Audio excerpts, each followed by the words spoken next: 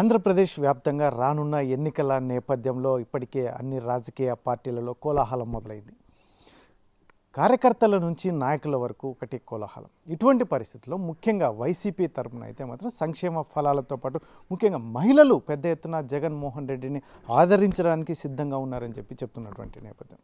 ఇటువంటి పరిస్థితుల్లో మనకు సాయిలీలా రెడ్డి గారు ఉన్నారు, వైఎస్ఆర్సీపీ మహిళా సెక్రటరీ. ఏం చెప్తారు ఆ మాటలోనే వినే ప్రయత్నం చేద్దాం.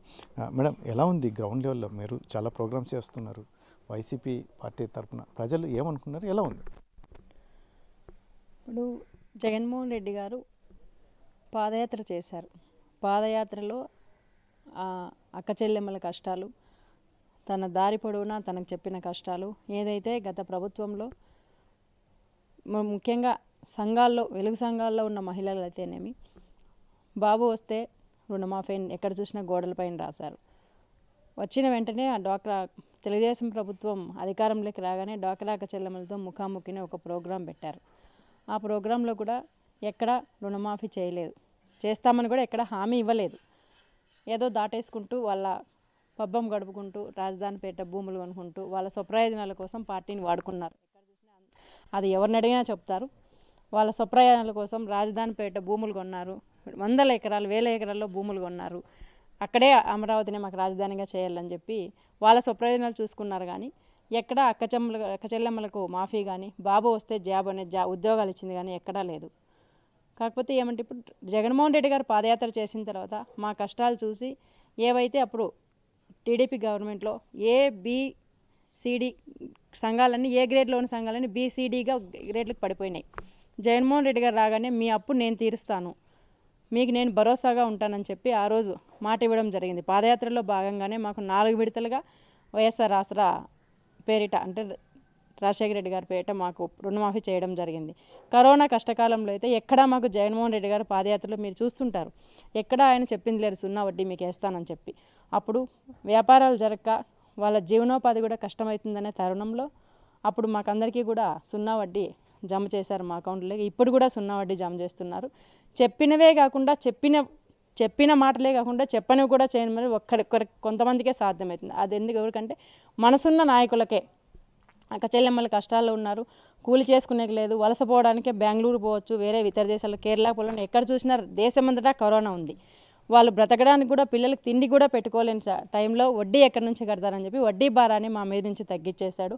అమ్మఒడి అయితేనేమి, రైతు భరోసా అయితేనేమి, వైఎస్ఆర్ చేయూత్ అయితేనేమి, రకరకాల పథకాల ద్వారా అక్క చెల్లెమ్మలకు లబ్ధి చేకూర్చాడు. ఎవరిని చూసినా లక్షాధికారులను చేశాడు. గతంలో 1,02,50,000 వరకు రుణాలు ఇచ్చేవాళ్ళు డ్వాక్రా సంఘాల్లో కావచ్చు, ప్రతి చోట. ఇప్పుడు 12 లక్షలు, ఒక్కో మహిళకు 1,00,000-2,00,000 వరకు రుణాలు విరివిగా ఇస్తున్నారు. అవన్నీ కూడా సక్రమంగా కట్టుకుంటూ జగన్మోహన్ రెడ్డి గారు ఇచ్చిన వైఎస్ఆర్ ఆసరాతో పాడి పశువులు పెట్టుకున్నారు, టైలరింగ్ చేసుకుంటున్నారు.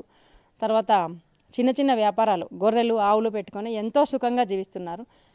ఎవరిని ఏ అక్క చెల్లెమ్మని అడిగినా జగన్ బాబు మా బిడ్డలకు మేనమామ, మాకు అన్నదమ్ముడు అవుతాడు, మా పిల్లలకు మేనమామగా ఉన్నాడు, మాకు మనవడుగా ఉన్నాడు. అవ్వాతాతలు అయితే మనవడు అంటారు, అక్క చెల్లెమ్మలు అయితే తమ్ముడు అన్నాను. కుటుంబంలో సభ్యులుగా ఒక నాయకుడిని మాత్రం కొంతమందినే కలుపుకోగలరు. నాయకునిగా ఎవరు జగన్మోహన్ రెడ్డి గారిని నాయకునిగా, రాజకీయ నాయకునిగా ఎవరూ చూడలేదు. అందరూ తన కుటుంబ సభ్యుడిగా, తండ్రులైతే సొంత మనిషిగా, తండ్రులైతే కొడుకుగాను, అన్నలైతే తమ్ముడుగాను, తమ్ములైతే అన్నగాను, ముఖ్యంగా మేమైతే పేదింటి అక్క చెల్లెమ్మలకు దేవుడిచ్చిన అన్నగా జగన్మోహన్ రెడ్డి గారిని భావిస్తున్నాం. ఒకటి ఇప్పుడున్న పరిస్థితులు, ఎస్పెషల్లీ ప్రతిపక్షాలు చెప్తున్నటువంటి నేపథ్యం, సంక్షేమ ఫలాలు కానీ చాలామందికి అందట్లేదు. ముఖ్యంగా అభివృద్ధి అనేది జగన్మోహన్ రెడ్డి ప్రభుత్వంలో అభివృద్ధి నోచుకోవడం లేదు అని చెప్పేసి చెప్తున్నటువంటి, ఎలా చూస్తారు దాన్ని? అభివృద్ధి అంటే ఏంటి? ఒక కుటుంబం సంతోషంగా ఉండడం అభివృద్ధి. ఒక కుటుంబంలో ఒక బిడ్డను చదివించుకోలేకుంటే చదివించుకోవడం అభివృద్ధి.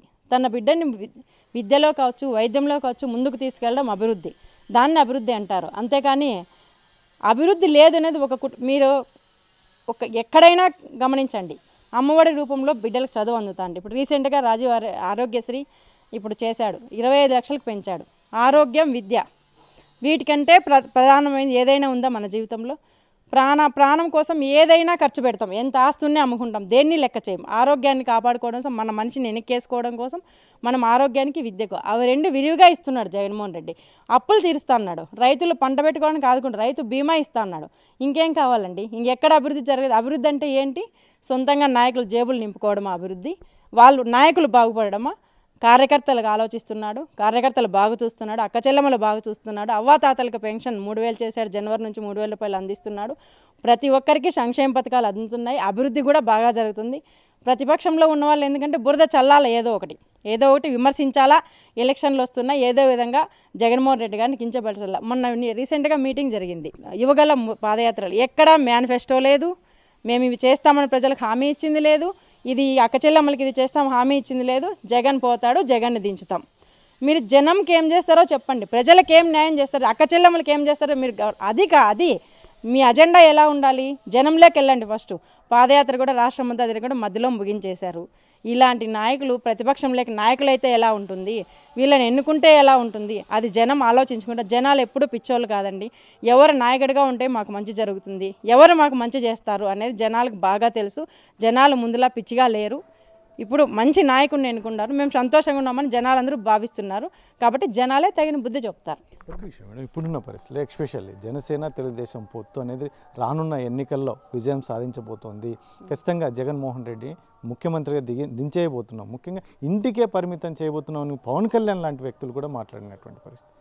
ఏం చెప్తారు ఒక మహిళా నాయకురాలిగా, ఏం చెప్తారు? జనసేన అంటే పవన్ కళ్యాణే కదా దానికి అధినేత. చెప్పండి, పవన్ కళ్యాణేనా?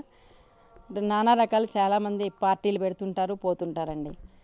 ఏమందంటే జనసేన అని ఒక పార్టీ చెప్పుకోవడం, దాంతో చంద్రబాబు నాయుడు గారు కలవడం.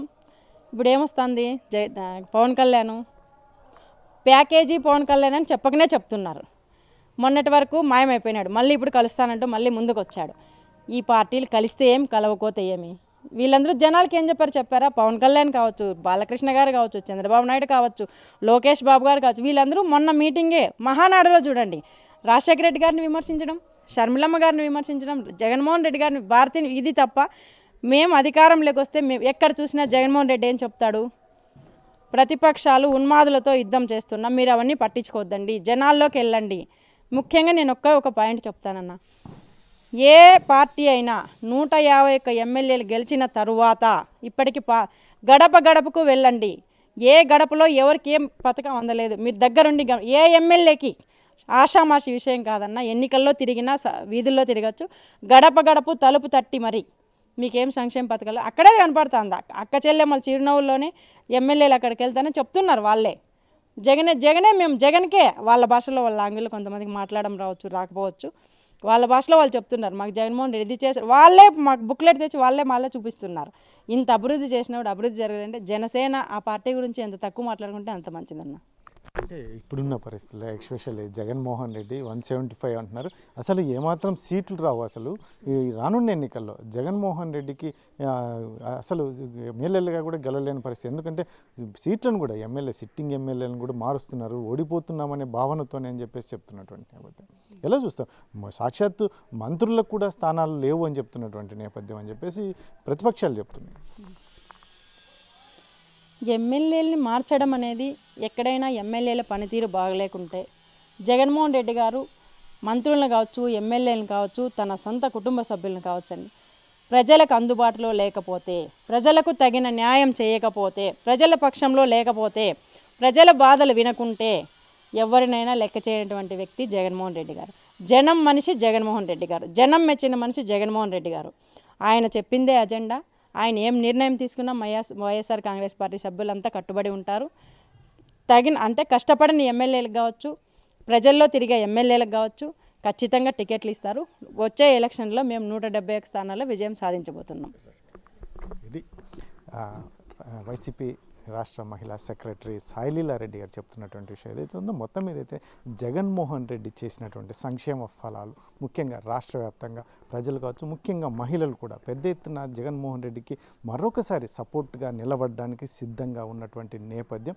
అందులో ఈ మధ్య కాలంలో కూడా చర్చ జరిగినటువంటి రాష్ట్ర వ్యాప్తంగా కూడా ఎన్నడూ లేనటువంటి విధంగా గడప గడప కార్యక్రమంలో కూడా మహిళలు కావచ్చు, వృద్ధులు కావచ్చు, చాలామంది తన సొంత మనిషిగా జగన్మోహన్ రెడ్డిని చూసుకుంటున్నారు. ఇటువంటి పరిస్థితుల్లో ఎన్నడూ లేని విధంగా సంక్షేమ ఫలాలు వారి ఇంటి వద్దకే వెళ్తున్నటువంటి నేపథ్యం కాబట్టి ఎన్నడూ ఎవరు చేయనటువంటి ఒకే ఒక వ్యక్తి జగన్మోహన్ రెడ్డి చేసి చూపించారని ఖచ్చితంగా రాబోయే కాలంలో కూడా జగన్మోహన్ రెడ్డిని ఆదరించడానికి ప్రజలు సిద్ధంగా ఉన్నటువంటి నేపథ్యంలో ప్రతిపక్షాలు ఏమి మాట్లాడాలో తెలియక, ముఖ్యంగా పవన్ కళ్యాణ్ ఎప్పుడు ఎక్కడ ఉంటాడో తెలియనటువంటి పరిస్థితి అని చెప్తున్నటువంటి నేపథ్యంలో ఏమి చేసినా మాత్రం ప్రతిపక్షాలకు మాట్లాడడమే తప్ప వారికి గెలవడం అనేది అది సాధ్యం కానటువంటి పరిస్థితి. జగన్మోహన్ రెడ్డి మాత్రం మరొకసారి ఆంధ్రప్రదేశ్ ముఖ్యమంత్రిగా ప్రమాణ స్వీకారం చేయబోతున్నారని చెప్పేసి సాయిలీలారెడ్డి చెప్తున్నటువంటి పరిస్థితి. కెమెరా పర్సన్ సుధాకర్తో చెల్లకెనాయుడు, RTV, శ్రీ సత్యసాయి జిల్లా.